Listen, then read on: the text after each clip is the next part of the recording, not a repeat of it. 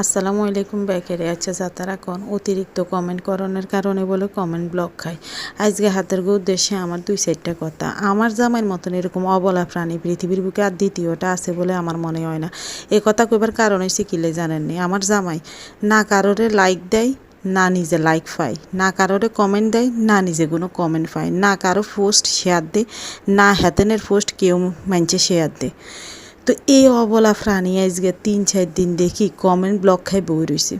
তো এই প্রাণী দেখতে আমারে আইয়া কইতেছে যে তোমার মোবাইলে যে সমস্যাটা দেখি এর এই সমস্যা দেখি আর মোবাইলেও আছে।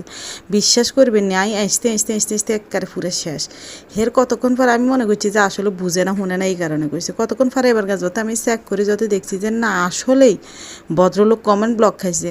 আমি তো এবার বাইরে কী করতাম, আমি আসতাম না কানতাম না কী করতাম, তবে ওই সময় আমি আসতে আসতে আমার ফ্যাটের চামড়া ব্যথা হয়ে গেছে।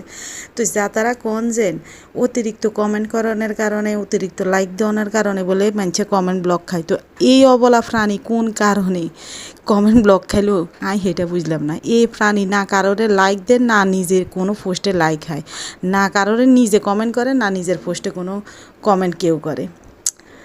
আসলে ব্যাপারটা বুঝলাম না। আচ্ছা যাই হোক, সবাই ভালো থাকেন, সুস্থ থাকেন, সবাই সুস্থতা কামনা করি। আল্লাহ হাফিজ, টাটা, বাই বাই। কিনলে কমেন্ট ব্লক খাইলো হেঁটেও করবেন অবশ্যই।